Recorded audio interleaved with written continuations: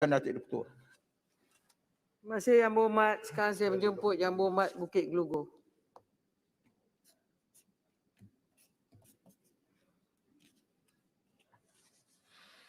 Terima kasih Tuan Speaker kerana memberi saya peluang untuk mengambil bahagian dalam perbahasan ucapan Tita Diraja. Saya ada beberapa isu yang ingin saya timbulkan, tetapi saya perlu memendekkan perbahasan saya memandangkan masa suntuk. Tetapi isu pertama yang ingin saya menimbulkan di sini adalah berkenaan dengan isu kerakyatan, citizenship ruling dengan izin Puan Speaker yang baru-baru ini telah pun dibuat oleh Mahkamah Tinggi Kuala Lumpur yang memutuskan bahawa bayi yang lahir di luar negara oleh wanita warga Malaysia dan bapa bukan warga secara automatik berhak mendapat kewarganegaraan Malaysia ataupun Malaysian citizenship.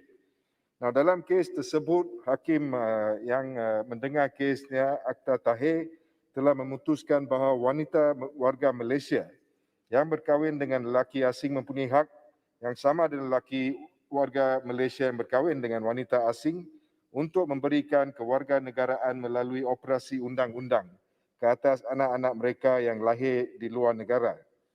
Justru hakim itu berkata, Puan Speaker, bahawa selaras dengan artikel 82 Perlembagaan Persekutuan, dan saya akan membaca apa yang memetik apa yang penting daripada artikel tersebut sebentar lagi, yang dibaca bersama dengan artikel 14(1)B Perlembagaan Persekutuan yang tidak bercanggah dengan bahagian 1B bahagian 2 Jadual kedua Perlembagaan Persekutuan.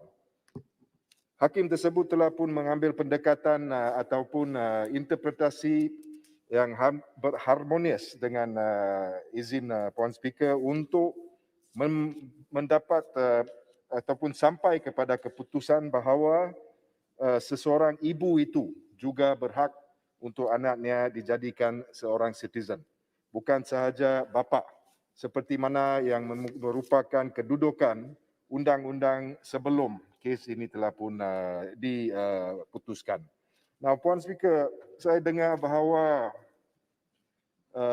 kerajaan telah pun mengambil ataupun Attorney General Chambers, AGC telah pun mengambil tindakan untuk merayu keputusan tersebut dan saya amat mengesali keputusan tersebut. Saya bersetuju dengan kolik-kolik saya ramai yang telah pun menyuarakan rasa kesal hati atas keputusan rayuan tersebut.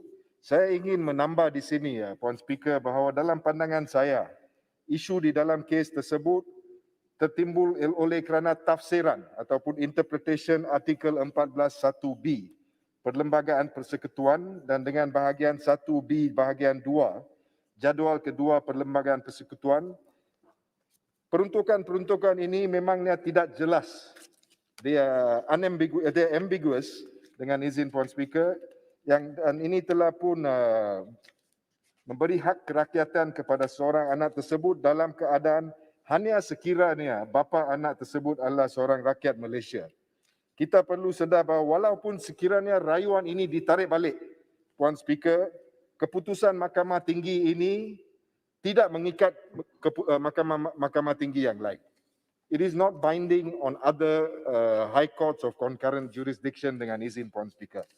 Now, apa yang ini bermakna adalah bahawa Mahkamah Tinggi yang lain dalam masa depan boleh membuat tafsiran yang berbeza ataupun berlainan daripada tafsiran yang Arif Hakim Akta Tahir tersebut dan boleh revert back dengan izin Puan Speaker kepada keadaan sebelum keputusan tersebut di mana hak citizenship itu hanya diberi kepada anak seorang bapa dan bukannya seorang isteri yang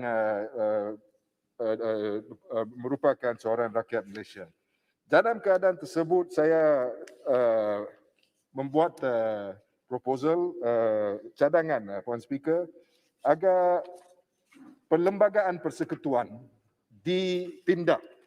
Dan ini kita semua tahu memerlukan satu majoriti 2/3 Tetapi ini sekiranya perlembagaan terutamanya artikel 14(1)B tersebut dipindah untuk mengeluarkan kekeliruan ataupun ambiguity berkenaan dengan bapa dan dipindah untuk mengatasi masalah ini, maka dalam masa depan perkara ini tidak akan berlaku lagi. So walaupun rayuan ini sekiranya ditarik balik atau tidak, masalah ini masih tidak akan diatasi sekiranya tiada pindaan perlembagaan persekutuan dibuat dalam Dewan ini. Saya menggesa kerajaan agar mengambil tindakan untuk membuat pindaan tersebut dan saya yakin bahawa kesemua ahli parlimen, terutamanya ahli parlimen pembangkang akan menyokong permohonan pindaan tersebut. Isu keduanya, Puan Speaker, adalah berkenaan dengan isu mental health. Now, ini adalah berkaitan dengan the decriminalisation, Puan Speaker, dengan izin of attempted suicide. Now, ini adalah satu masalah yang amat penting, amat serius oleh kerana attempted suicide dan suicide merupakan satu hakikat yang melanda negara ini, bukan saja negara ini tetapi di keseluruhan dunia. Nah, kalau kita lihat kepada beberapa statistik, Puan Speaker, Malaysia telah pun merekodkan 468 kes suicide dan dalam 5 bulan dalam tahun ini yang pertama. Ini adalah satu peningkatan dalam bilangan-bilangan kes kalau kita membanding dengan 2020 dan tahun sebelum itu. Jadi apa yang penting adalah kami telah pun mendapat bahawa Section 309 yang mengoutlaw attempted suicide masih dikuatkuasa. Seperti di dalam satu kes di Mahkamah Kuala Lumpur tahun lepas, di mana seorang unemployed person telah pun dihukum 1 bulan untuk attempted suicide, juga di Terengganu dalam bulan 2 tahun 2020, di mana seorang Bukit Glugur, sedikit. Very well. Terima kasih Indi Petul. Terima kasih Bukit Glugur. Saya ingin rujuk pada jawapan yang saya terima daripada pihak kerajaan mengenai isu yang sama, isu untuk dengan izin decriminalise suicide.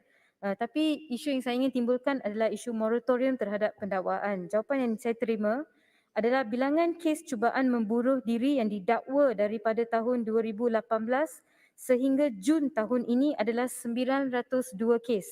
Daripada jumlah keseluruhan tersebut, sebanyak 261 kes telah didakwa pada tahun 2018, 243 kes telah didakwa pada tahun 2019, 223 kes telah didakwa pada tahun 2020 dan sebanyak 175 kes telah didakwa dalam tempoh Januari hingga Jun.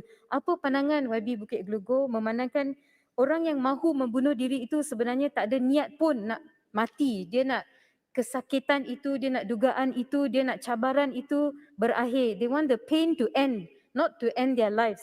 But to charge them 902 case, I think this is a crime. This is something that should never happen, not at this time particularly. Apa pandangan Yang Berhormat Bukit Glugur? Terima kasih, Batu Kawan. Saya bersetuju bahawa mangsa-mangsa di dalam kes ini sebenarnya memerlukan bantuan. Mereka memerlukan pertolongan dari segi perubatan, psikiatri dan sebagainya. Mereka sepatutnya tidak dihukum. Dan saya menggesa kerajaan agar mengambil tindakan untuk menangani masalah ini seperti yang dikatakan oleh Batu Kawan tadi. Kita boleh lihat statistik, nombor-nombornya telah pun meningkat dan kami perlu mengelakkan masalah ini dan caranya bukannya adalah untuk menghukum mereka di bawah Section 309 tersebut. Saya berharap ini akan dipindah dan dikeluarkan daripada Penal Code. Saya tiada masa lagi, Puan Speaker. Saya ucapkan terima kasih kepada Puan Speaker sekali lagi. Terima kasih Yang Berhormat Farid.